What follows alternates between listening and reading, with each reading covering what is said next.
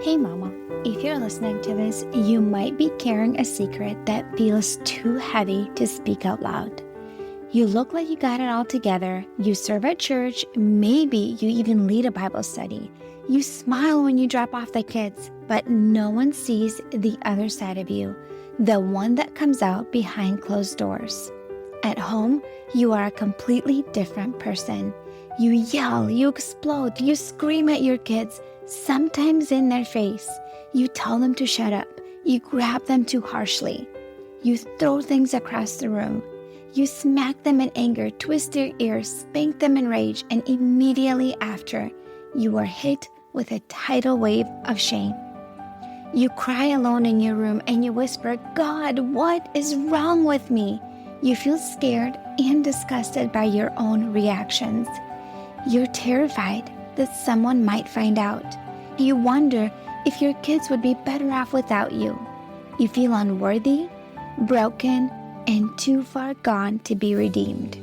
You try to fix this on your own. You listen to podcasts, parenting books, download freebies, but nothing changes. You keep falling back into the same patterns, and it feels like you are stuck in a cycle that you can't break. You don't trust yourself anymore, and if you're honest, you are afraid of who you become. But here's the truth, Mama. You are not beyond hope. You're not alone, and with God's help and the right support, you can change. I'm Elizabeth, a mom of 4 and an anger management coach for Christian moms. And inside my Calm Christian Mom coaching program, I guide women just like you through a powerful transformation. This isn't shallow behavior management. We go deep. We address your triggers, your stress, your mindset, your nervous system, and the spiritual root behind your patterns. We invite God into every layer and walk hand in hand towards healing. In just 12 weeks, you can become a completely different mom, unrecognizable. One who leads with patience, not panic. One whose children feel emotionally safe around her. One who cultivates peace. This summer, I'm offering a Calm Mama strategy session, a powerful 15-minute one-on-one coaching session designed to help you uncover the root of your anger and receive spiritual, emotional, and practical support. It's your chance to experience what coaching is like with me before diving deeper into ongoing support. If we both feel like the full program is the next right step, we can talk about what that looks like for you. You don't have to keep living like this. Your family is worth healing, and so are you. Use the link in the show notes to book the Calm Mama strategy session.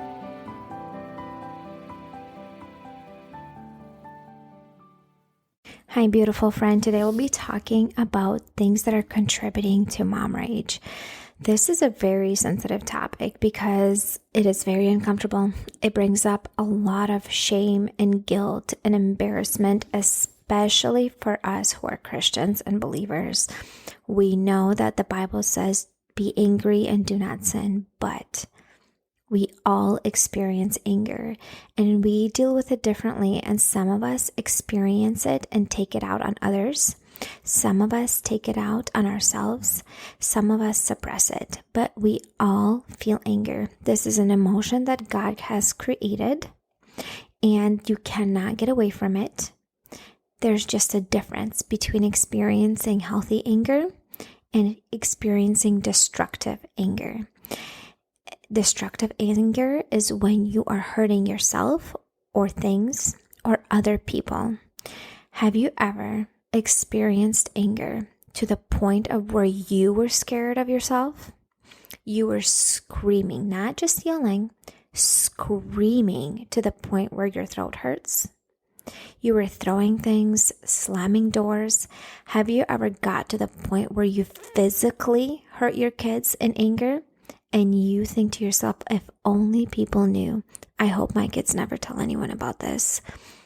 I can tell you, I've had a few moments like that in my motherhood, and it is scary. I can tell you this. I never thought I would experience anger the way I did until I became a mom. I honestly thought I was a pretty calm and cool and patient person until I had kids. And kids start to bring these sides of you, these triggers that you literally never knew they existed. And they're coming out. And you're like, whoa, who is this person? Where is this loving, caring woman or wife that my husband married? Like, I am this momster towards my kids who is literally hurting my kids with my words and my actions. I never thought I would do these things. You just want to hide. There's so much shame and guilt. And by the way, the devil wants you to keep this to yourself and hide it. I'll be honest, there's some episodes my experience with mom rage. If you scroll back, you're going to notice some episodes where I did about mom rage and my experience with it. And I have hurt my kids in rage. I still, even though I teach this, I will still once in a while experience episodes of that. And I will, as I dive in deeper into this episode that talks about things that contribute to mom rage, I know what's contributing to it. And we'll talk about it because I'm so aware and I've done so much of the work. And like, how do you repair that? How do you talk to your kids about it? We'll touch on that later on moving forward. But first, I want to talk to you things that will contribute to mom rage. This is not an excuse for you to keep acting the way that you are and hurting your family and your kids with your actions and your words, but this is for you to like check in with you. What is underneath this rage? There is always a root. You're not reacting for no reason. You're not over freaking out for no reason. There is a reason, okay? And we'll talk about this right now. So first things first, thank you so much for being here. I know this is an uncomfortable topic and you probably clicked on it because you're like, dude, I struggle with this. This is scary. I wish nobody ever knows about this. This is so uncomfortable. I need some solutions to my problem. And I'm here. I'm here to help you and support you. And if this is you, please don't hesitate to reach out. There's no guilt and shame. I'm not going to report you to anyone. I know that it takes a lot of effort to admit that you are actually dealing with this and struggling with this. And like it's so embarrassing. I get it. And so I'm here for you, my friend. Okay. So let's get into this episode. There are things that you need to understand about the brain and how that works when we're experiencing rage, okay? So I've taught on this before, I've explained this before, but I will go over this again, okay? Our brain has three main parts of the brain that helps us emotionally regulate and control our actions and behaviors and our emotions. So right now, you and I are in our thinking part of the brain. This is behind our frontal lobe. This is right where your forehead is, and that is the part of the brain that helps you make positive, logical choices. This is where you, in this part of the brain, you can problem solve, you can make positive choices, you can think clearly, you can learn new skills when that brain is active and it's working well. Okay, so when we are triggered, and we'll talk about our triggers here in a second, our brain shifts us to the emotional part of the brain. It's right in the center of our brain. What happens is when we are shifted there, it shuts off our logical and thinking part of the brain. Okay? In our emotional part of the brain, we act on our emotions, and it comes out in our voice and our tone. Okay? This is where it's verbal in this area. So have you had, when you are triggered, when you're frustrated, when you're overwhelmed, overstimulated or something like that, and it's coming out in your tone. You're rude, you're disrespectful, you're snappy. This is the part of the brain that only sees your perspective, how you are correct and everyone else is wrong.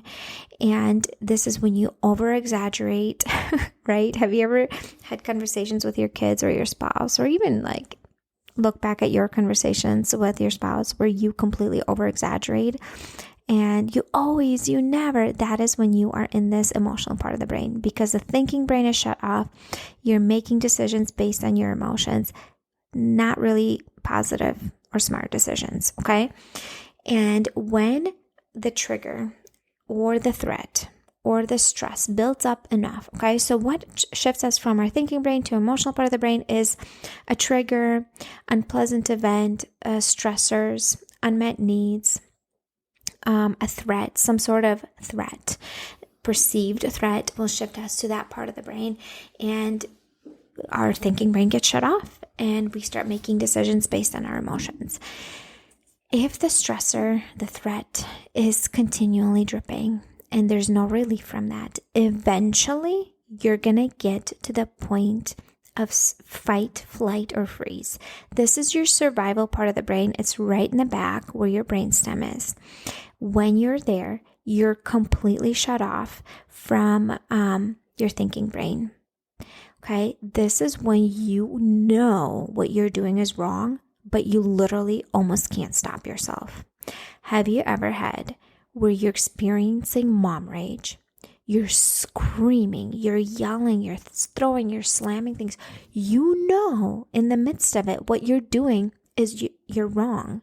You shouldn't, but you literally do not care, or you cannot stop yourself. It feels almost impossible to stop yourself. Why? Because the part of the brain that helps you stop and helps you think and remember the positive things that you should do, like walk away, take deep breaths, is completely shut off. Okay? It is so crucial to understand this. Okay? Because there's some action steps that's why it's so important. That is why it's so important to do things proactively, so you have less of these moments and you don't get to that point. But you need to understand what's contributing to that mom rage. Okay, so that is what's going on in your brain. So what's contributing to it is some sort of threat and overall stress on your brain. And as it builds up, and unless the need or the threat is reduced, eventually it will get to that point. And it's the fight, flight, or freeze. Some of us fight, some of us flee, some of us freeze and shut down. So here's a few things that I want to walk over with you that will contribute to that explosion. Now, it's not an excuse. It is still wrong. It's still damaging. It's still destructive. It is still sinful. The actions we make in that point, it's not an excuse, but you need to recognize what your triggers are that are leading you up to it, so you can proactively do things on a regular basis to avoid getting you there. Okay? So one of them is a simple one that you have complete control over. Well, some of it is stimulation. When we are overstimulated, when there's so much noise and stimulation coming in, that will contribute us to shifting us to emotional part of the brain. So there's stimulation that you can control, and there's stimulation you can't control. Okay? What you can control is your phone, right? The notifications, turn them off. So you're not being pulled in all these different directions and overstimulated. Turn off the notifications on your phone, your messages, your social media, turn it all off. I don't know about you, but some people have TVs on they're like all the time. That's creating stimulation. Music on, that's a ton of stimulation. I have enough noise for my kids. I don't need that extra stimulation. So those are the things you can control. But then there's your kids, right? And your spouse. Mostly your kids, probably, just like me. I have 4 young kids, 3 boys, loud, lots of noise. They cause overstimulation for me.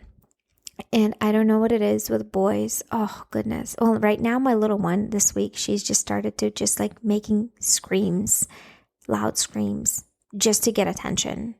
And it's so loud. And it can become too much quickly. Yesterday, I remember I'm like, Nellie, just stop. Like, tell me what you want, because you're so loud and it's just getting to me. And then the kids are loud. So like, that is a thing. Overstimulation is truly a thing. And I will make a full episode on how to reduce overstimulation and like how to do things proactively so you are less overstimulated and have less sensory overload.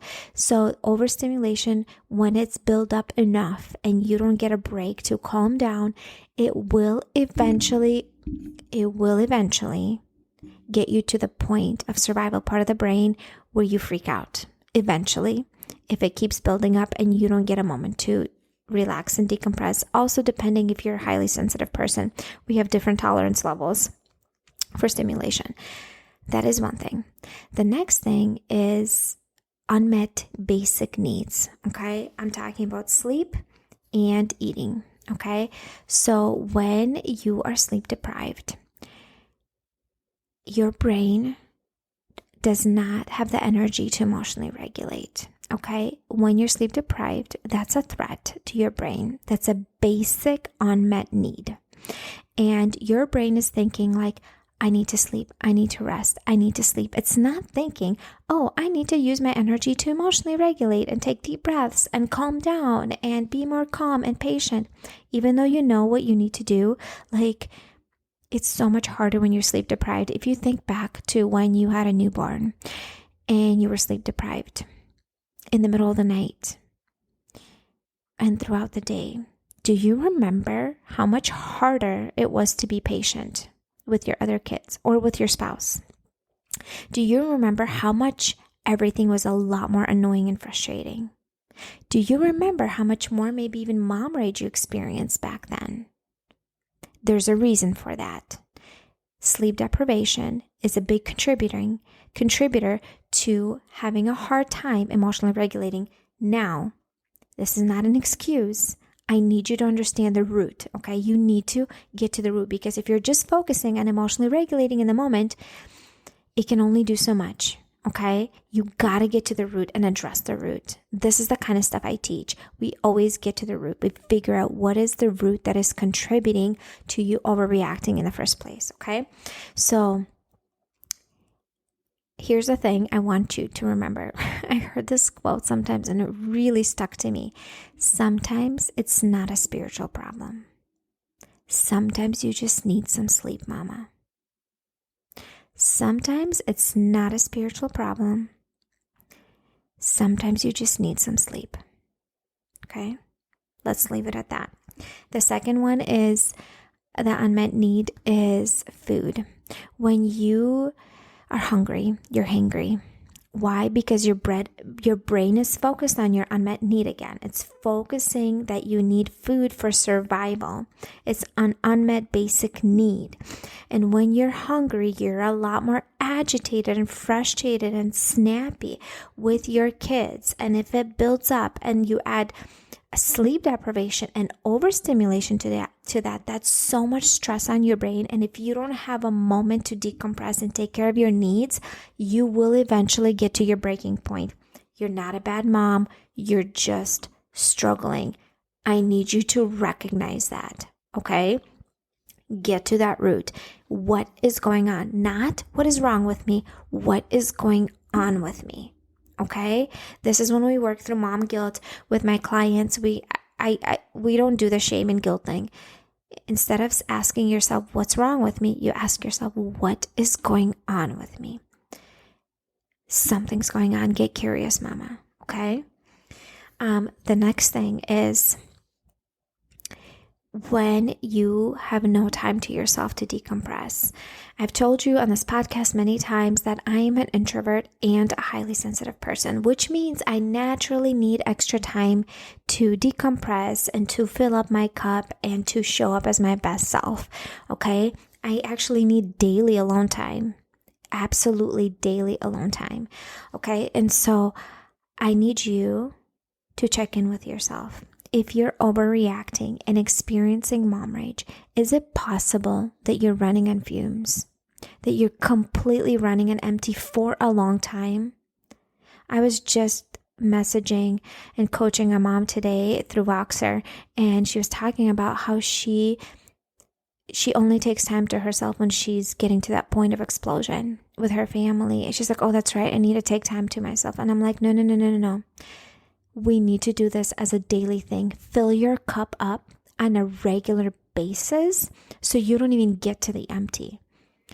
your kids, your family, your mental to-do list, everything is pulling from your cup constantly. And unless you refill it on a regular basis, you will run out and you will overreact. This is not because you're a bad mom. It's because you have limits and you are a human. And God has created you that way. And you absolutely need to take care of yourself. For me personally, my morning ritual is a huge part of it. I'll do an episode on how my mornings look like at this season in life with 4 kids. My youngest is 18 months old. She sleeps through the night. It's a different season than for a mama who has a newborn, okay? So, time to yourself to truly fill you up. Something that truly fills you up. For me, it is my morning ritual where I pray, where I read, where I journal, I connect with God. That is super important to me, okay? That supports me. That helps me feel better. That fills my cup up. And my tolerance level goes up so much higher. That calms my nervous system. So when there is stimulation, my tolerance level is so much higher for that. All right.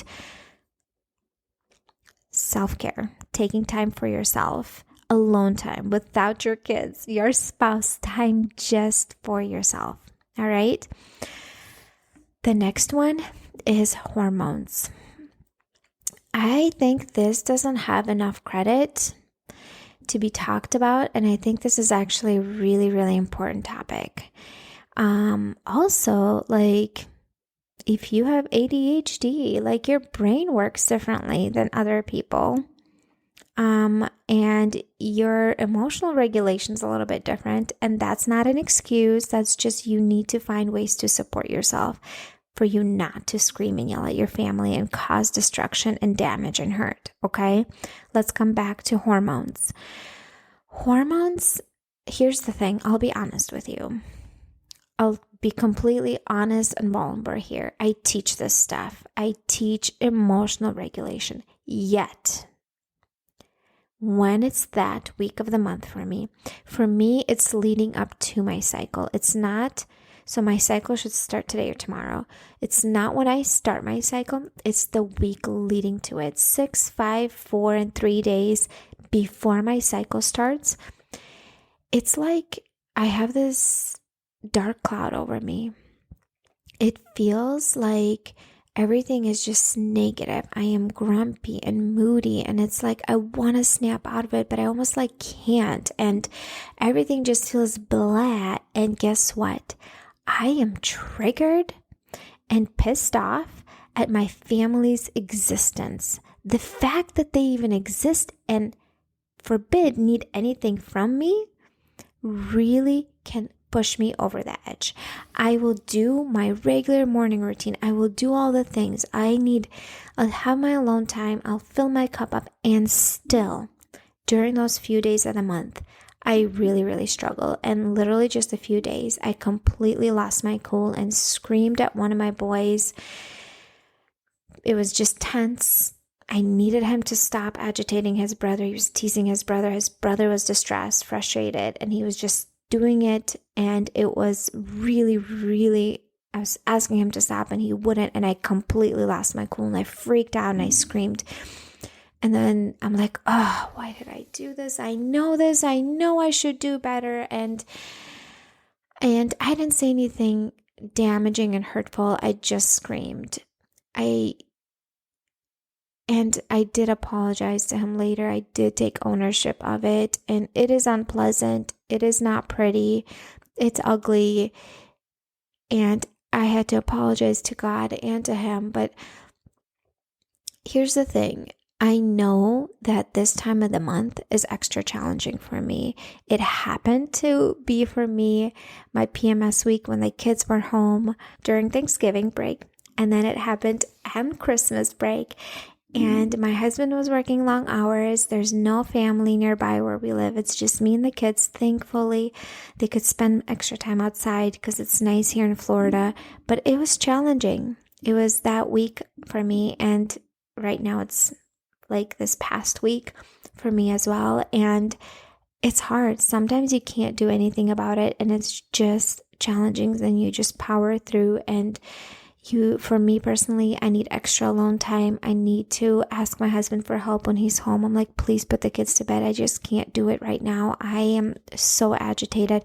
Sometimes I need to get out of the house. I'll ask him to be with the kids, and I will literally get out of the house by myself, either grocery shop or a coffee shop. Just get out. I need that time, because everybody's existence just gets to me. So be aware of your hormonal cycle, track your cycle. What time of the month is this happening for you? Is this something that just keeps repeating? And what can you do to support yourself? Is there foods that you can eat? Is there extra alone time you can ask for? Is there hired help you can get? You can ask your spouse for extra help and support. This is, again, not an excuse, but this is being aware, intentional, and wise, okay? Be aware of that. And if you do have hormonal issues, then address them. Take a course, hire a coach, go to the doctor. There's a ton of helpful resources available to help women with their hormones nowadays, okay? Next one, overwhelm. Being overwhelmed, that kind of goes alongside of feeling overstimulated, but being pulled into multiple directions at the same time. This one gets to me because I naturally am a highly sensitive person, and I naturally get stressed and overwhelmed, maybe easily more than an average person. Not in like an anxiety type of thing that I'm worried, but my body feels overwhelmed. Things feel like too much. And when one kid is melting down, and then a baby screaming, and the stove, something is overflowing, and my husband is calling on my phone, and like another kid is running in because they're hurt, and I feel pulled into multiple different directions. Or if I need to make dinner and need to do homework with one of my kids because my husband's at work and the baby's screaming, like, you get it, pulled in multiple directions at the same time. That one gets to me, and I need to typically remove myself from the situation and calm down. There's an episode, 5 Powerful and Effective Ways to Calm Your Nervous System When You're Feeling Overwhelmed. Scroll down to that one. It's just a couple months back. That one is one of my highest downloaded episodes.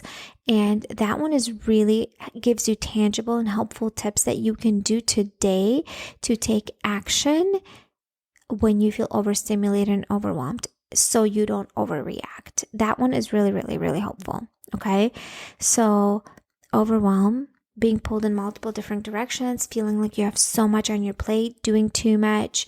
And I don't necessarily have too much on my plate, like I'm doing too much. It's typically multiple kids have multiple needs, and I need to make dinner, or we're kind of like rushing. Those are kind of things that create that overwhelm for me, that can contribute to me feeling frustrated and agitated. So here's the difference between frustrated, agitated, and experiencing mom rage. Two different things. Frustration, agitation, irritation, whatever you call it, just like, that's normal. Feeling just upset and like annoyed maybe, and that your kids are not listening, that's normal. Experiencing mom rage to the point where you want to hurt your kids, throw things, scream at the top of your lungs, and say and do hurtful things, completely different. Okay? So we're talking here about mom rage today, and it's different. It's different. And let's come back to the last thing I want to talk about, our mindset. And that's actually something you have full control over. And actually, a lot of these things, you have full control over them. There is things that you can do about them. Actually, all of them. There's something you can do about them to support yourself, so you are less likely to experiencing mom rage. Okay, this is just something for you to be really aware of, like what is contributing to it. Okay, come back to mindset. So here's the biggest mindset that will contribute to mom rage, is wanting and trying to control someone or something that you are unable to control, or something that's uncontrollable. Remember, there's an episode earlier I released that talked about our family of origin and how our beliefs play a huge role in how we show up. And one of the beliefs that in my family of origin was, and in my upbringing, because I grew up in a Slavic Baptist conservative background, it was that the reflection, so your kid's behavior is a reflection of who you are as a person and how good of a parent you are. So if your kids misbehave, that means you don't control your kids enough. And the more controlling you are, the more power kind of and better parent you are, because you have your kids under control, something along those lines. What I want to say is that creates the mindset that I have to control someone's behavior, someone's actions, someone's moods, someone's feelings, someone's behaviors. By the way, it's all related, right? Like if your kid is in a bad mood, there's a reason why. Just like when you're in a bad mood, there's a reason why. What if someone's trying to control you when you're having a hard time and you're experiencing anger? You're not, and we'll get to this, you're not experiencing anger because you're a bad mom or a bad person. You are struggling mentally, physically, emotionally. You are struggling and you're feeling helpless. And that is why you're experiencing mom rage. It's the flip side of hopelessness. You feel so out of control. You're trying to get control over the situation and you're experiencing mom rage. That is what was happening with my son the other day when I was telling him to stop annoying his brother and teasing his brother, but he continued to do that. I felt out of control. I wanted to control him. I thought I needed to control him. Why? Because of my beliefs, right? And upbringing that I'm still working on changing. But I was trying to control him. And technically, you can't really control anyone but yourself. You can't. You only can control your behaviors, your actions, your thoughts, your beliefs, your decisions. You literally cannot control anyone or anything else. You can only control yourself. And when you try to control someone else that you can't control, that you cannot have control over, that's when you get triggered. That is when you experience anger. And that is a big thing when we experience anger in parenting, specifically with our kids.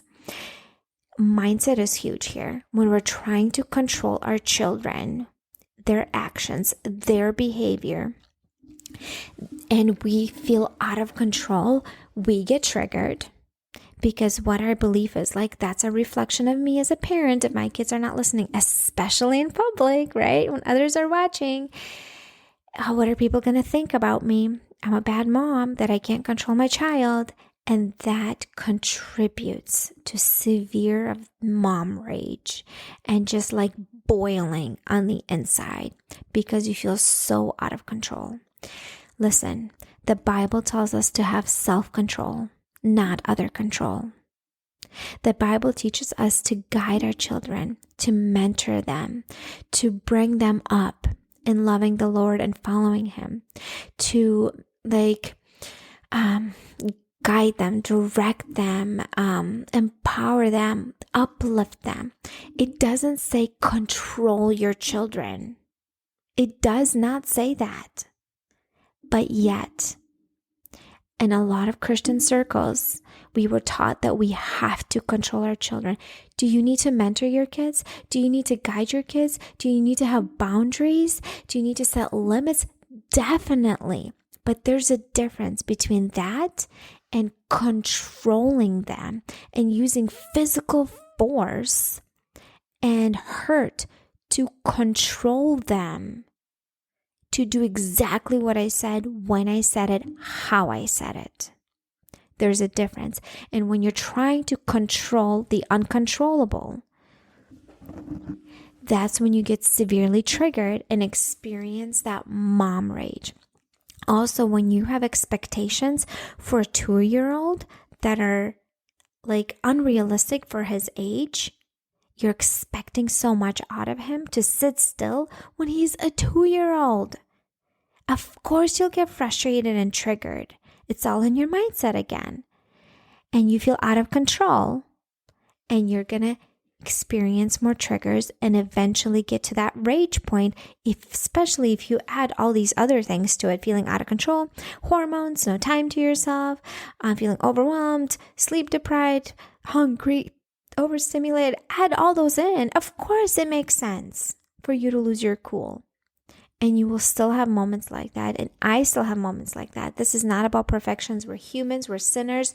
We're still going to have hard moments and hard days. My goal for you is to be aware and to do what you need to do to support yourself, to have less of those moments. So then you can set a positive example for your kids, okay? And when you do create and have moments that are ugly and destructive, you do need to apologize to your kids and restore. And we'll do an episode on that too moving forward. But mama, listen to me. If this is you and you're listening to this episode and you're like, wow, all of this is really jumping out at me. Like, I relate so much to this. This is me. I want to let you know that you're not hopeless. You are not stuck. You are, yes, we're broken in Jesus' eyes, but you are just struggling. You're still a good mom. You're just really, really, really struggling. You're having a hard time. And I can offer you guidance and support. And we can talk and figure out what is the root in your situation that is contributing to all this and help you come up with an action plan, things that you can do today to feel better with God's help and partnering with him, okay? So in the show notes, there's a link that says get support, and in there you can book a 45-minute coaching call with me and come with a few questions, things that you're dealing with and struggling with, and we can address them in our coaching call. I'll give you guidance and actionable steps, things that you can do today to feel better, feel lighter, feel supported, and move the needle forward in the right direction in becoming the mom that you want to be and that God wants you to be for your children, so you can leave a positive example for them in managing your emotions well and be in control of your emotions. All right, mama, I am so glad you're listening to this. If you found this episode helpful, please share it with a friend who you know could benefit from it. And I will see you next time, my friend. Hey mama, do you find yourself snapping over the smallest things, like spilled milk or constant whining, then feeling horrible afterwards? If you're tired of losing your temper and you want to show up with more patience, I have something for you. It's a free training called How to Be More Patient with Your Kids so you're not screaming over spilled milk.